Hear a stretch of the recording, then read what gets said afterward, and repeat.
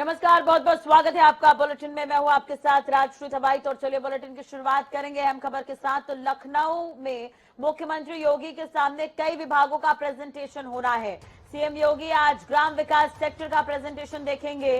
ग्राम विकास, पंचायती राज, राजस्व विभाग का प्रेजेंटेशन होगा। एनएक्सी भवन में कई विभाग कार्यों का प्रस्तुतिकरण करने वाले हैं। तो ये बड़ी खबर लखनऊ से हम आपको बता रहे हैं इस वक्त की आज मुख्यमंत्री एक्टिव नजर आएंगे और अलग अलग विभागों की समीक्षा करते नजर आएंगे। 3 विभाग जो हैं उसके प्रेजेंटेशन मुख्यमंत्री के सामने आज पेश होने हैं। तो सीएम योगी देखेंगे ग्राम विकास सेक्टर का प्रेजेंटेशन, इसके अलावा एजुकेशन का भी प्रेजेंटेशन आज मुख्यमंत्री देखने वाले हैं। तो सीएम योगी आदित्यनाथ लगातार अलग अलग डिपार्टमेंट, अलग अलग विभाग की समीक्षा कर रहे हैं और उसके तहत अलग अलग विभाग के जो अधिकारी हैं वो प्रेजेंटेशन दे रहे हैं और मुख्यमंत्री की तरफ से तमाम निर्देश भी दिए जा रहे हैं। वैसे ही आज 3 विभाग हैं जिनका प्रेजेंटेशन सीएम योगी के सामने आज होना है। इसके अलावा आपको बता दें कि चिकित्सा विभाग का भी प्रेजेंटेशन हुआ था जिसमें कई जो निर्देश हैं वो मुख्यमंत्री की तरफ से दिए गए थे। तो एनएक्सी भवन में कई विभाग आज कार्यों का प्रस्तुतिकरण करने वाले हैं।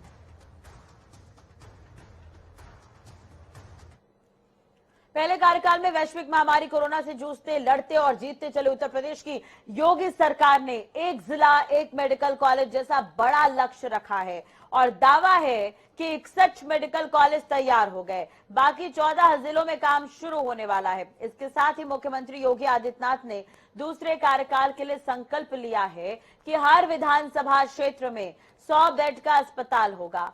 दूसरे कार्यकाल के लक्ष्यों में हर जिले में मुफ्त डायलिसिस की सुविधा और हर जिले में जिला अस्पताल के अलावा एक फर्स्ट रेफरल यूनिट की व्यवस्था भी शामिल की गई है।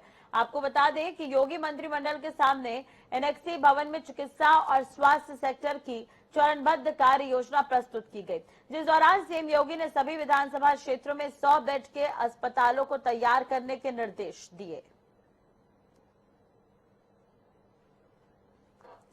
इधर यूपी की सीमा से लगे कुछ राज्यों में कोविड केस में बढ़ोतरी हो रही है। एनसीआर के जिलों में भी प्रभावित जो है वो उसके कारण नजर आ रहे हैं। बीते कुछ दिनों से लगातार कोरोना के मामले बढ़ रहे हैं। 24 घंटे में गौतम बुद्ध नगर और गाजियाबाद में कोरोना के बड़े केस देखने को मिले हैं, यानी कि नए केस सामने आए हैं। मुख्यमंत्री योगी आदित्यनाथ ने निर्देश दिए हैं कि इन क्षेत्रों पर स्थिति को देखा जाए, गंभीरता से इन पर नजर रखी जाए।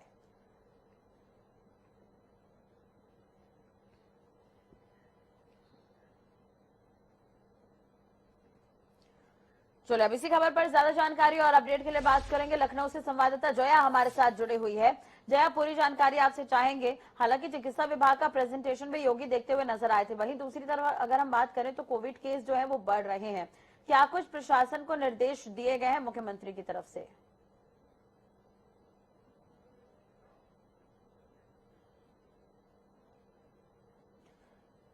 चलिए, शायद जय तक मेरी आवाज नहीं पहुंच पा रही, दोबारा उनसे बातचीत करने की कोशिश करेंगे। तो सीएम योगी ने अधिकारियों को निर्देश दिए हैं। कोविड पॉजिटिव मिले मरीजों में ओमिक्रॉन की पुष्टि हुई है, नए केस सामने आए हैं। सार्वजनिक स्थानों पर मास्क लगाना जरूरी कर दिया गया है। तो एकाएक अचानक से केस बढ़ते जा रहे हैं।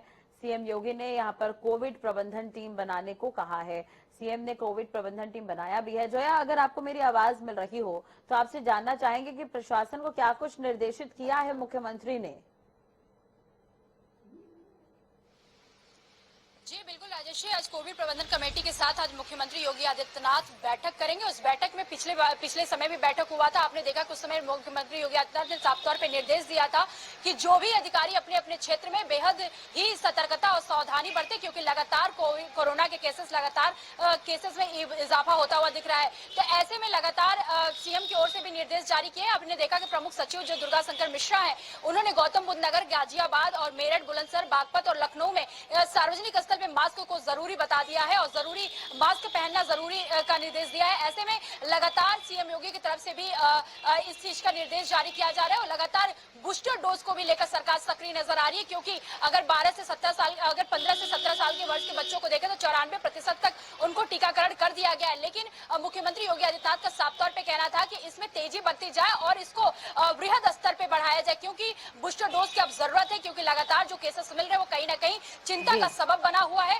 ऐसे में देखा जाए तो एनसीआर में जितने भी आसपास के सटे जिले में केसेस मिले थे, जैसा कि हमने जिक्र किया, नोएडा हो या गाजियाबाद हो या बागपत या बुलंदशहर, इसमें जो भी केसेस मिले थे उसका दिल्ली में जो इंस्टीट्यूट है वहां पे उसका जीनोम सीक्वेंसिंग हुआ था, उसमें क्या बोलते हैं ओमिक्रॉन का पुष्टि हुआ है। तो इसमें साफ तौर से कहा जा रहा है कि ओमिक्रॉन का जो बढ़ने का स्तर है वो सबसे ज्यादा तेज होता है, भले ही लेकिन गंभीरता ज्यादा नहीं होता। हालांकि विशेषज्ञों का बात को माने तो उनका भी साफ तौर पे कहना है कि कोरोना के जो केसेस है उसमें वृद्धि हो सकती है, लेकिन जहां तक इसके गंभीरता का सवाल है वो कहीं ना कहीं चिंता का विषय नहीं है। हाँ, बढ़ सकता है केसेस। ऐसे में मुख्यमंत्री साफ तौर पे कहे हैं कि शिक्षा में जो बच्चे हैं लगातार उनकी स्कूल चालू है, तो ऐसे में कहीं ना कहीं जरूरत पड़ती है तो स्कूलों को भी बंद कर दिया जाए। सरकारी कर्मचारियों को लेकर भी साफ तौर पे मुख्यमंत्री ने निर्देश दिया है कि जो भी सरकारी कर्मचारी कोविड पॉजिटिव होते हैं तो उनको 1 महीने की छुट्टी दिया जाए। साथ में साथ जो भी सरकारी कर्मचारी के संपर्क में आते हैं उनको भी 21 दिन की छुट्टी दिया जाए। तो कुल मिलाकर जो कोविड प्रबंधन को लेकर कमेटी का गठन हुआ है, आज भी बैठक हो रही है, उसमें दुर्गा शंकर मिश्रा भी शामिल है,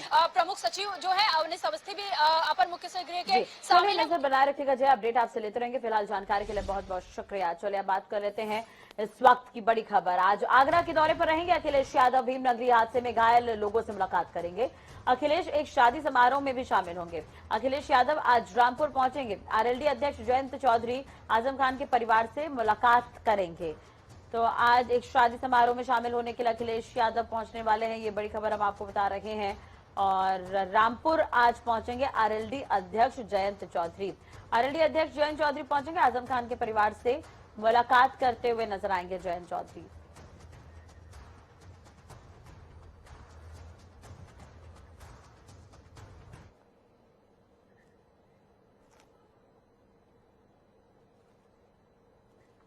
राम की नगरी अयोध्या में राम जन्मभूमि परिसर में राम लाल लला के बन रहे भव्य राम मंदिर के साथ प्रधान देवता के रूप में गणपति, माता सीता, महर्षि वाल्मीकि, माता शबरी, निषाद राज और जटायु का भी मंदिर बनेगा। ये निर्णय श्री राम जन्मभूमि तीर्थ क्षेत्र ट्रस्ट की बैठक में लिया गया है। इसके साथ ही मंदिर में गर्भगृह में 70 सालों से जिस मूर्ति का पूजन समाज कर रहा है उसे उत्सव के रूप में विराजित किया जाएगा, यानी कि अब गर्भगृह में बाल स्वरूप में बड़ी प्रतिमा का प्राण प्रतिष्ठा करवाया जाना है। श्री राम जन्मभूमि तीर्थ क्षेत्र ट्रस्ट की तिमाही बैठक में 14 ट्रस्टी अलग अलग रूप से इस दौरान जुटे रहे। इस दौरान ट्रस्ट के महासचिव चंपत राय ने जानकारी देते हुए कहा कि आज की इस बैठक में यह विचार हुआ है कि श्री राम लला की मूर्ति कैसी होगी।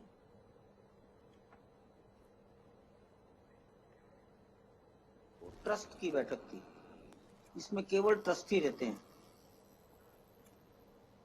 10 ट्रस्टी फिजिकली मौजूद थे, 4 ट्रस्टी ऑनलाइन मौजूद थे। पूज्य नृत्यगोपाल दास जी का स्वास्थ्य ठीक नहीं था, तो इस प्रकार 15 में से 14 ट्रस्टी उपस्थित थे। एक विचार ये आया है कि परिसर में रामलला के मंदिर के साथ साथ महर्षि वाल्मीकि का एक मंदिर बनना चाहिए, माता शबरी का मंदिर बनना चाहिए, निषाद राज का मंदिर बनना चाहिए, जटायु का मंदिर बनना चाहिए।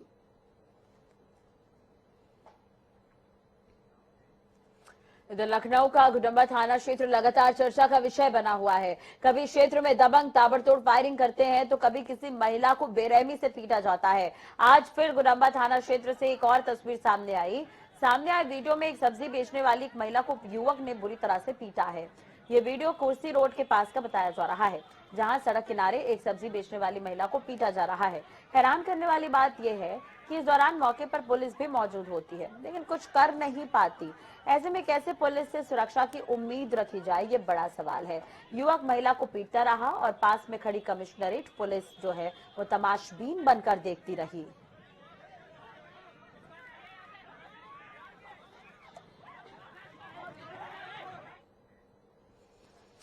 फतेहपुर की बात कर लेते हैं, जहां पर सुल्तानपुर घोष के आरामपुर बसई गांव में देर रात भूसा लदे ट्रैक्टर से स्कूली मिनी बस की जोरदार टक्कर हो गई। टक्कर इतनी जोर की थी कि सवारियों से खचाखच भरी बस पलट गई। बस पलटने की वजह से सेवानिवृत्त शिक्षक समेत 4 लोगों की मौत हो गई, जबकि हादसे में 16 लोग घायल हुए हैं। सामुदायिक स्वास्थ्य केंद्र में प्राथमिक उपचार के बाद सभी घायलों को जिला अस्पताल रेफर भी किया गया है, जहाँ 3 की हालत नाजुक है और इस हालत को देखते हुए उन्हें कानपुर भी भेजा गया है। इस पूरे हादसे को संज्ञान में लेते हुए मुख्यमंत्री योगी आदित्यनाथ ने हादसे पर शोक जताया है और घायलों के इलाज के निर्देश दिए हैं। सुल्तानपुर घोष थाना क्षेत्र अंतर्गत कमालपुर गांव से टेनी खबर में जो स्थित एक गाँव है, वहाँ से एक बारात बस के माध्यम से जा रही थी और ट्रैक्टर और बस के बीच में दुर्घटना हुई है और 14 लोग उसमें घायल हुए थे। 2 लोगों का प्राथमिक उपचार के बाद वो घर वापस गए हैं। बाकी 12 लोग जिला अस्पताल रेफर हुए थे। उनमें से 4 लोगों की अभी मृत्यु की पुष्टि हुई है। अन्य की स्थिति जो अभी जानकारी प्राप्त हुई है कि सब बाकियों की स्थिति प्राथमिक उपचार के बाद बेहतर है और अभी जो ये सूचना प्राप्त हुई उपचार की है। चलिए बात कर लेते हैं इस वक्त की बड़ी खबर जो देहरादून से है। चंपावत से बीजेपी के विधायक कैलाश गैतोड़ी ने दिया इस्तीफा। सूत्रों के हवाले से ये बड़ी खबर आपको बता दें, सीएम धामी के लिए चंपावत सीट जो है इस विधायक ने छोड़ी है। बीजेपी प्रदेश संगठन को अपना इस्तीफा सौंपा है। कैलाश गैतोड़ी के इस्तीफे को जल्द ही सार्वजनिक किया जाएगा। सूत्रों के हवाले से ये बड़ी खबर निकलकर सामने आ रही है। तो चंपावत विधानसभा सीट से उपचुनाव लड़ सकते हैं मुख्यमंत्री पुष्कर सिंह धामी। ये बड़ी खबर हम आपको बता रहे हैं इस वक्त की। सूत्रों के हवाले से खबर है कि चंपावत विधानसभा सीट जो है वो कैलाश गैतोड़ी ने छोड़ दी है, इस्तीफा दे दिया है। यानी कि सूत्रों के हवाले से बड़ी खबर, कैलाश गैतोड़ी जिन्होंने चंपावत से सीट से जीत हासिल की और उन्होंने इस्तीफा दे दिया है। सूत्रों के हवाले से ये खबर मिल रही है।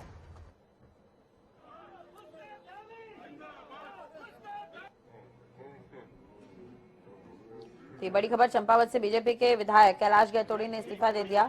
सूत्रों के हवाले से बड़ी खबर मिल रही है। आपको बता दें कि पिछले दिनों उत्तराखंड में चुनाव हुए, विधानसभा चुनाव हुए, जिसमें धामी हारे। हालांकि उन्हें मुख्यमंत्री बनाया गया है, लेकिन अब उपचुनाव हो सकते हैं जहां पर चंपावत से चुनाव लड़ सकते हैं। नवीन शुक्ला ज्यादा जानकारी के साथ हमारे साथ जुड़े हुए हैं।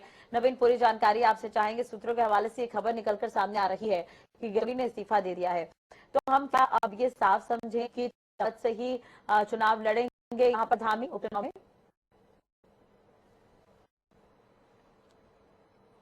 जी राशि, लगातार यह कयास लगाई जा रही थी कि मुख्यमंत्री पुष्कर सिंह धामी किस सीट से चुनाव लड़ेंगे। हालांकि जो सूत्रों से हवाले से जो खबर आ रही है कि कैलाश गैतोड़ी ने प्रदेश संगठन को अपना इस्तीफा दिया है, इसके साथ ही वह विधानसभा अध्यक्ष से मिलेंगे और अपना इस्तीफा देंगे। अभी जो इस्तीफा है उसे सार्वजनिक नहीं किया गया, लेकिन लगभग यह तय माना जा रहा है कि मुख्यमंत्री पुष्कर सिंह धामी जो है वह चंपाव से ही चुनाव लड़ेंगे। कहीं ना कहीं लोगों में भी कयास लगाई जा रही थी कि आखिर वह सीट का कौन सी सीट निर्धारित होगी जिस पर मुख्यमंत्री चुनाव लड़ेंगे। लेकिन अब जब लगातार यह सूत्र बता रहे हैं कि कहीं ना कहीं मुख्यमंत्री पुष्कर सिंह धामी चंपावत सीट से चुनाव लड़ेंगे। कैलाश गैतोड़ी ने भी अपना मन बनाया था कि मुख्यमंत्री पुष्कर सिंह धामी जो चंपावत की सीट है वहां से चुनाव लड़े, तो लगभग यह तय माना जा रहा है कि मुख्यमंत्री पुष्कर सिंह धामी चंपावत सीट से चुनाव लड़ेंगे। और इसके साथ ही अब जब संगठन को जब इस्तीफा जब सार्वजनिक किया जाएगा तो कहीं ना कहीं जो तस्वीरें हैं वो पूरी तरीके से साफ हो जाएंगी कि जो चंपावत की सीट है या फिर कोई अन्य सीट होगी उस पर मुख्यमंत्री अपनी जो दावेदारी है उसको पेश करेंगे। तो सबसे बड़ी बात यही होगी कि अब जब संगठन जो इस्तीफा ले रहा है, इस्तीफा कब सार्वजनिक किया जाएगा या तो अभी कुछ समय बाद पता चलेगा। लेकिन कहीं ना कहीं लगातार यह बात साफ हो गई है, क्लियर हो गई है कि मुख्यमंत्री पुष्कर सिंह धामी चंपावत से चुनाव लड़ेंगे। चलो इस पर नजर बनी रहेगी नवीन, और बने रहेगा हमारे साथ। तो एक तरह से देखा जाए तो विधानसभा चुनाव में पुष्कर सिंह धामी हारे थे, लेकिन अब उपचुनाव होने हैं तो चंपावत सीट से जो चुनाव लड़ने के जो कयास लगाए जा रहे तो और भी तेज हो गए हैं। एक और बड़ी खबर की बात कर लेते हैं देहरादून से। मुख्यमंत्री पुष्कर सिंह धामी आज समीक्षा बैठक करेंगे 11:30 बजे, कुछ ही देर बाद, यानी कि सचिवालय में पेयजल विभाग की समीक्षा करेंगे। कई स्थानों पर पेयजल की कमी है और उसे दूर करने को लेकर ये बातचीत होगी, समीक्षा होगी। 4 धाम में भी पेयजल आपूर्ति एक अहम है और इसे देखते हुए मंथन इस पर होना है, क्योंकि 4 धाम यात्रा की शुरुआत होनी है। पेयजल की दिक्कतें लगातार देखने को मिल रही है, तो आज मुख्यमंत्री इसका निरीक्षण और समीक्षा करने वाले हैं। नवीन शुक्ला ज्यादा जानकारी के लिए लगातार हमारे साथ बने हुए हैं। नवीन, एक तरह से देखा जाए तो पेयजल संकट है और इसे लेकर लगातार हम खबर भी दिखा रहे हैं। अब ऐसे में क्या कुछ नजर आ रहे हैं नवीन? अब सीएम आज मीटिंग करने वाले हैं 11 बजे के आसपास। जी निश्चित तौर पर राष्ट्रीय पेयजल की जो दिक्कत है उसको दूर करने के लिए मुख्यमंत्री पुष्कर सिंह धामी ने जो धामी के नेतृत्व में आज बैठक होगी। इसके साथ ही चार धाम यात्रा 3 मई से शुरू होने वाली है, तो कहीं ना कहीं पेयजल संकट ना हो, क्योंकि 2 साल का एक लंबा समय था। कोविड काल में पूरी तरीके से यात्राएं भी बंद रही हैं। अब जब यात्रियों की भीड़ आएगी तो कहीं ना कहीं पेयजल की संकट जरूर होगा। इसको लेकर पहले ही तैयारी किया जा रही है, खाका तैयार किया जा रहा है कि कहीं भी किसी भी प्रकार की दिक्कत ना आए पेयजल को लेकर। इसको लेकर आज समीक्षा बैठक होने वाली है। आज से करीब अब से कुछ देर बाद ही बैठक होगी। तमाम सारे जो आला अधिकारी हैं वह मौजूद रहेंगे और व्यवस्थाओं को किस तरीके से दुरुस्त किया जाए, चार धाम यात्रा की बात की जाए या फिर शहरों में पेयजल की व्यवस्था की किस तरीके से भरपाई की जाए, तो इसको लेकर बैठक है। यह बैठक काफी महत्वपूर्ण मानी जा रही है, क्योंकि गर्मियों का सीजन है और यात्रा का सीजन भी शुरू हो गया। तो कहीं ना कहीं इस बैठक को लेकर और जो पेयजल की समस्या है उसको दूर करने का प्रयास जरूर किया जाएगा। हालांकि सबसे बड़ी बात यह होगी कि जो शहरों में पेयजल की दिक्कत है इसको किस तरीके से दूर किया जाएगा या बैठक के बाद ही पता चल पाएगा। लेकिन कहीं ना कहीं जो पेयजल की बैठक है वो बहुत ही इंपॉर्टेंट मानी जा रही है, क्योंकि चार धाम यात्रा शुरू होने वाली है। इसके साथ ही गर्मियों का सीजन है, तो कहीं ना कहीं पेयजल का संकट जरूर रहता है राजधानी देहरादून समेत समूचे जिले में। चलिए, बहुत बहुत शुक्रिया तमाम जानकारी के लिए नवीन। आपका नजर बनाए रखेगा, अपडेट आपसे लेते रहेंगे। इसी बीच एक बड़ी खबर है दिल्ली से। दिल्ली दौरे पर उत्तराखंड कांग्रेस अध्यक्ष करण माहरा उत्तराखंड कांग्रेस प्रभारी देवेंद्र यादव से मुलाकात करेंगे। कई अन्य बड़े नेताओं से मुलाकात होगी। करण माहरा मुलाकात के बाद हल्द्वानी के लिए रवाना होंगे। तो ये बड़ी खबर हम आपको बता रहे हैं कि आज दिल्ली दौरे पर रहेंगे कांग्रेस के प्रदेश अध्यक्ष करण माहरा और अभी अभी नए प्रदेश अध्यक्ष का चुनाव किया गया है। अगर देखा जाए कांग्रेस की स्थिति को लेकर अगर हम उत्तराखंड में बात करें तो काफी हलचल है। तो ऐसे में करण माहरा अगर दिल्ली पहुंच रहे हैं तो ये दौरा उनका काफी अहम हो जाता है। ज्यादा जानकारी और अपडेट के लिए बात करेंगे दिल्ली से संवाददाता अंकुश डोभाल हमारे साथ जुड़े हुए हैं। अंकुश, एक तरह से देखा जाए तो उत्तराखंड की राजनीति में कांग्रेस में जिस तरह से उठापटक की स्थिति है और इसी बीच नए प्रदेश अध्यक्ष करण माहरा और आज दिल्ली भी पहुंच रहे हैं, तो कितना अहम है उनका दौरा ये?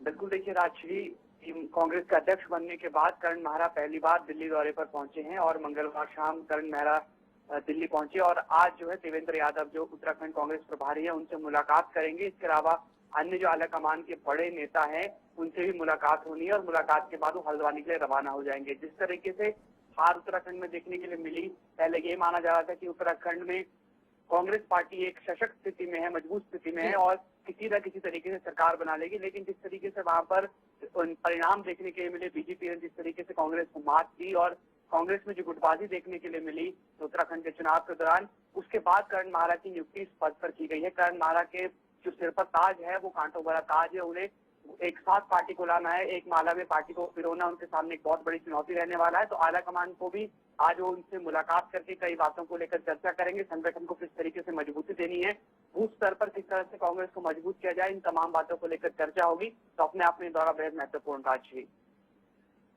बहुत बहुत शुक्रिया अंकुश, तमाम जानकारी के लिए नजर बना रखेगा, अपडेट आपसे लेते रहेंगे।